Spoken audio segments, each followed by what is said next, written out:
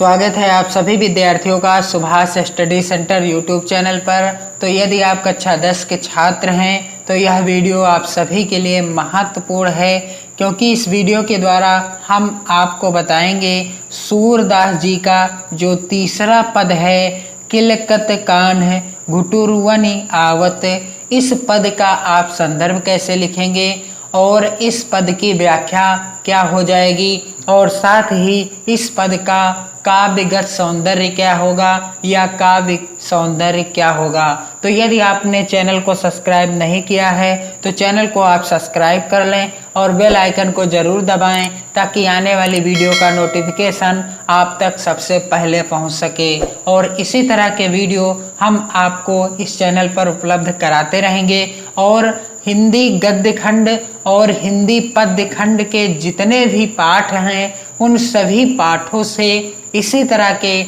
Video के द्वारा हम आपके बेहतर तैयारी कराने का प्रयास करेंगे। बस आप चैनल के साथ जुड़े रहें और फ्री पीडीएफ नोट्स जो कि हैंड राइटिंग में होगा उसे प्राप्त करने के लिए वीडियो के डिस्क्रिप्शन बॉक्स में दी गई टेलीग्राम चैनल की लिंक से टेलीग्राम चैनल को ज्वाइन कर लें। तो क्या है पद?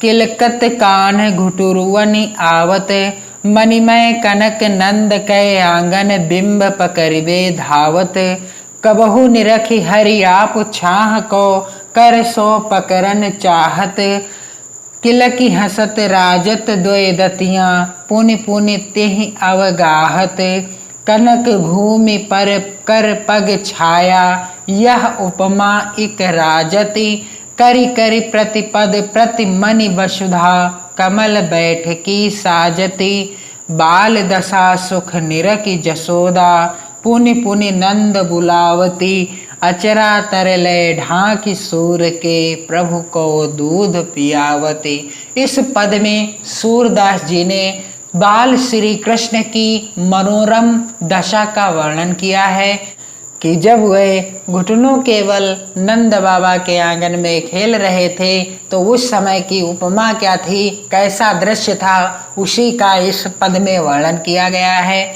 तो इसका संदर्भ आप कैसे लिखेंगे? तो सबसे पहले आपको पद्यांश के प्रथम शब्द लिखना है इस तरह से, फिर इसके बाद आपको क्या लिखना है, इसी तरह से पद्यांश के अंतिम 2 शब्द लिख देने हैं। फिर आपको हेडिंग डालना है संदर्भ जब आप नोट्स बनाएंगे, और संदर्भ लिखने का सबसे आसान तरीका यहाँ पर आप देख सकते हैं। और सूरदास जी के जितने भी पद हैं उन सभी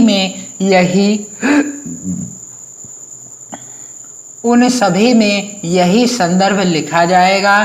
प्रस्तुत पद्यांश हमारी पाठ्य पुस्तक हिंदी के काव्य खंड में संकलित पद शीर्षक से उद्धृत है। प्रस्तुत जो पद्यांश है वह हमारी पाठ्य पुस्तक हिंदी के काव्य खंड में, किस खंड से है? काव्य खंड से है, ना कि गद्य खंड से।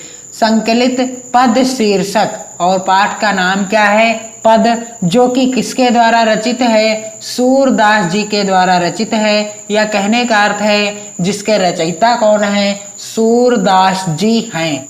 इस पद्यांश की व्याख्या आप कैसे लिखेंगे? किलकत कान घुटुरवनि आवत, मणिमय कनक नंद के आंगन बिंब पकड़बे धावत। सूरदास जी कहते हैं कि श्री कृष्ण अभी घुटनों के बल ही चलना सीखे हैं, और नंद बाबा का जो स्वर्ण निर्मित आंगन है उसमें मड़ियाँ जड़ी हैं। मणिमय कनक नंद के आंगन बिंब पकड़बे धावत, और उधर से वह किलकते हंसते हुए बाल श्री कृष्ण घुटनों के बल चले आ रहे हैं, और वह क्या कर रहे हैं? मणिमय कनक नंद के आंगन बिंब पकड़बे धावत, और वह अपने बिंब को ही, अपनी प्रतिछाया को ही पकड़ना चाहते हैं, यह सोचकर कि शायद वह कोई दूसरा लड़का है या दूसरा बालक है। कबहु निरखि हरि आप छाह को कर सो पकड़न चाहत, कबहु निरखि हरि आप छाह को कर सो पकड़न चाहत। वह नंद के आंगन में अपनी परछाई देखकर उसे पकड़ना चाहते हैं। नंद बाबा के सोने के निर्मित यानी स्वर्ण निर्मित आंगन में जब बाल श्री कृष्ण की परछाई पड़ती है तो वह उसे भी पकड़ना चाहते हैं। और किलक हसत राजत द्वय दतियां पुनि पुनि तेहि अवगाहत।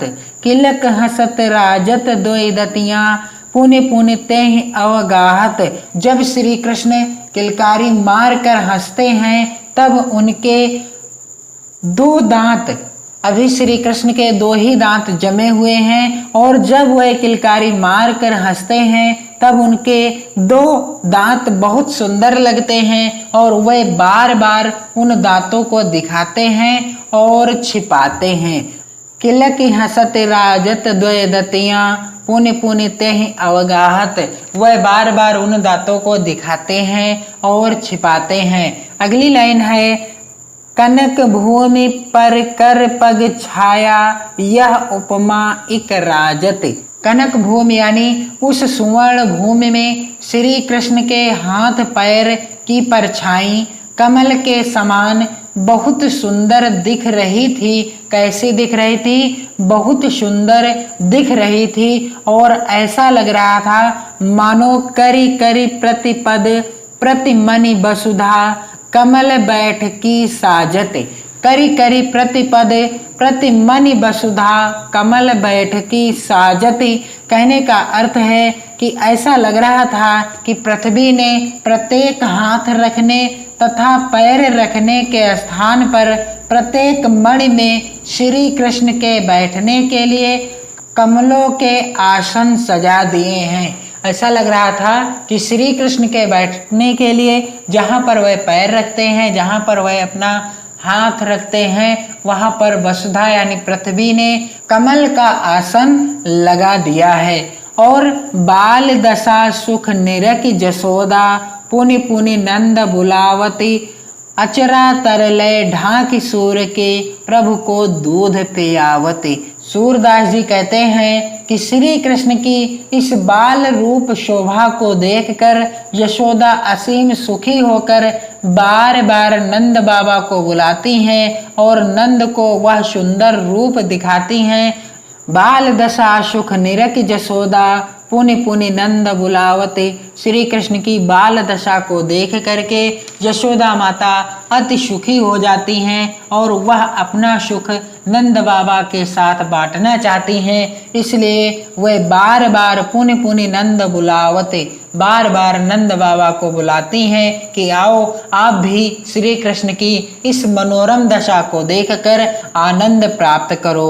अचरा तरलय ढाक सूर के प्रभु को दूध पियावते। अचरा तरलय ढाक सूर के प्रभु को दूध पियावते।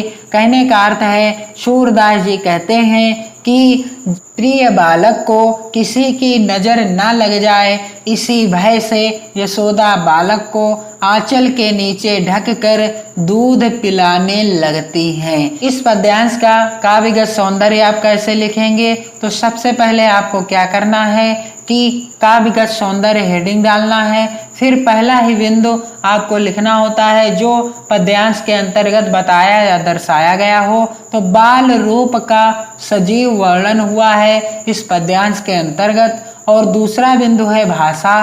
तो यह पद्यांश किस भाषा में लिखा है या किस भाषा में रचित है सूरदास जी के द्वारा? तो यह ब्रज भाषा में लिखा हुआ है। और तीसरा बिंदु है शैली। तो इसमें कौन सी शैली का प्रयोग किया गया है?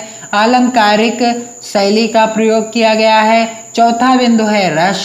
तो इस पद्यांश के अंतर्गत कौन सा रस है? वात्सल्य रस देखने को मिलता है। और अगला बिंदु है छंद।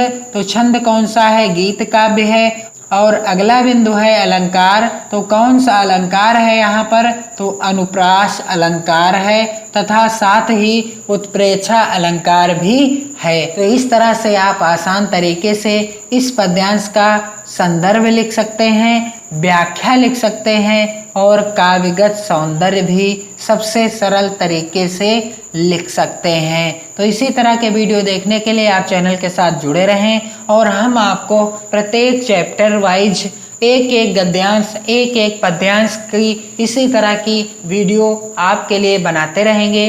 वीडियो को लाइक, शेयर और कमेंट जरूर करें और मेहनत और लगन के साथ पढ़ते रहें। जय हिंद।